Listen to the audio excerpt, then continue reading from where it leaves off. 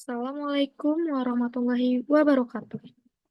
Halo, perkenalkan nama saya Tabia Yota Aledaha dengan NIM C1 C023 064.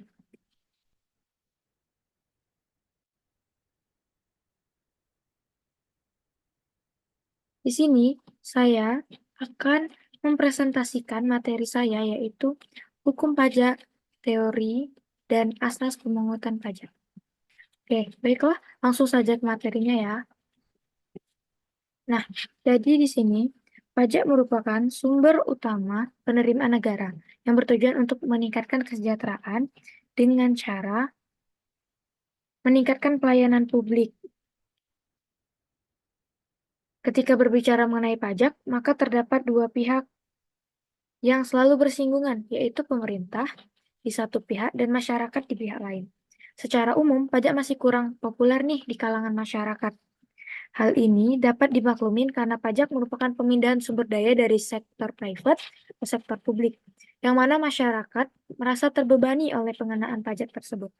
Mereka tidak menyadari nih kontribusi pembayaran pajak yang dihimpun oleh pemerintah adalah kepentingan bersama melalui pelayanan umum seperti pendidikan, fasilitas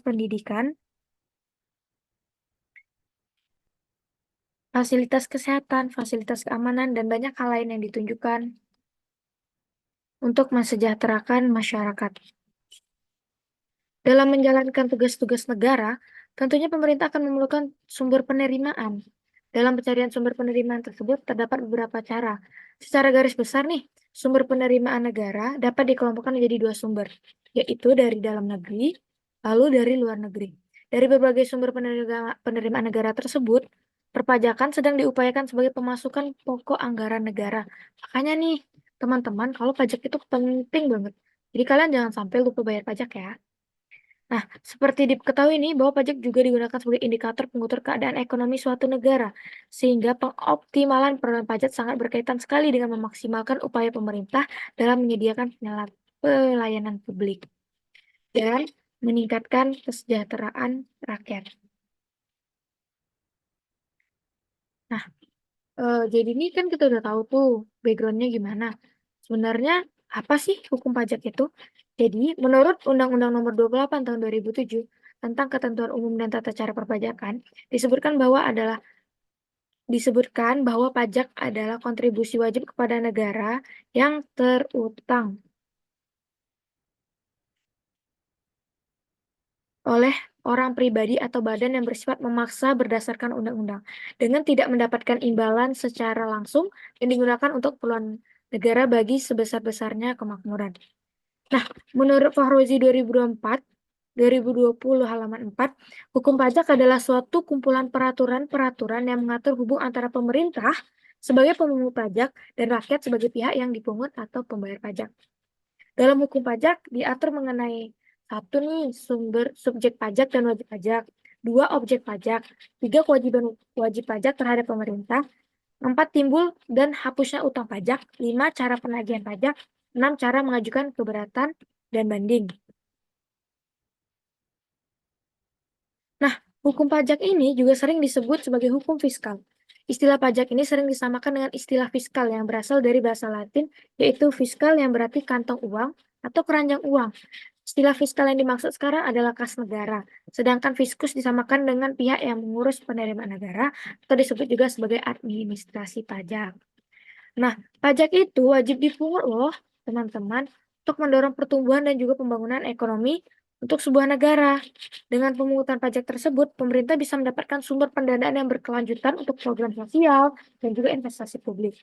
Contohnya tuh yang seperti yang tadi aku bilang, kayak fasilitas kesehatan, pendidikan, infrastruktur, dan juga layanan penting yang lainnya agar bisa mencapai tujuan bersama yaitu kesejahteraan masyarakat.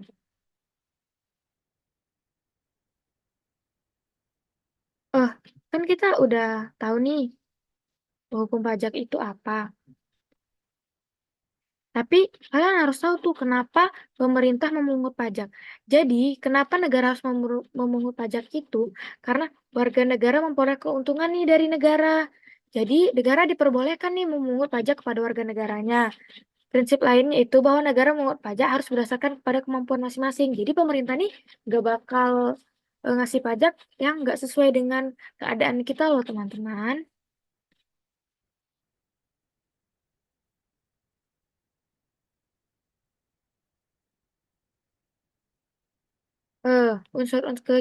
Ke unsur-unsur pajak. Yang pertama itu ada subjek pajak.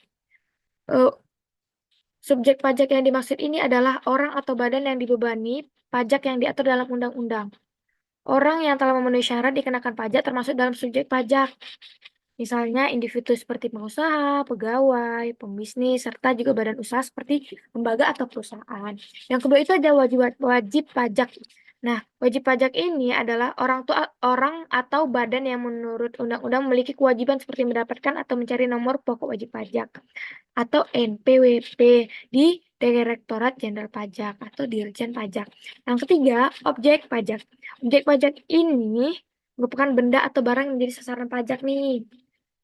Nah, terus keempat tarif pajak. Nah, di sini adalah berapa sih besar pajak yang harus kita bayar? Ya, teman-teman. Kita masuk ke teori pemungutan pajak. Nih, yang pertama ada teori asumsi.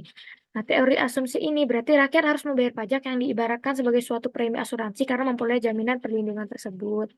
Yang kedua, teori kepentingan.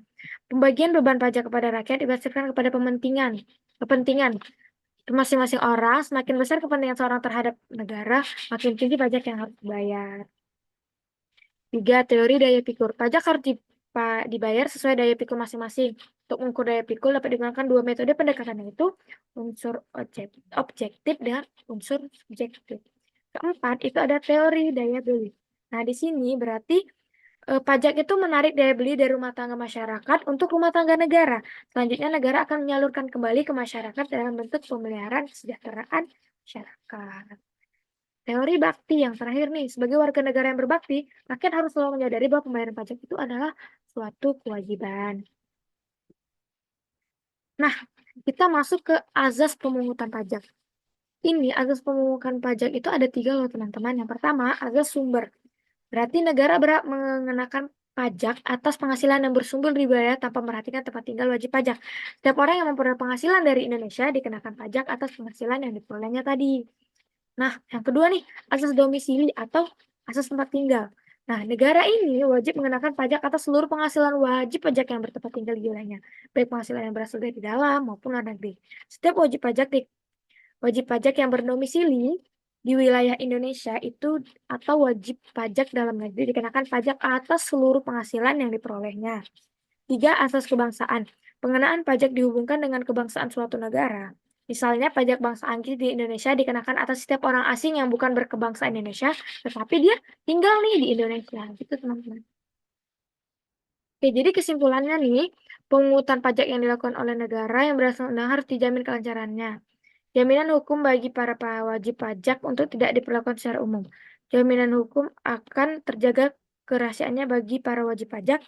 Menurut teori asumsi diibaratkan seperti pembayaran premi karena mendapat jaminan dari negara.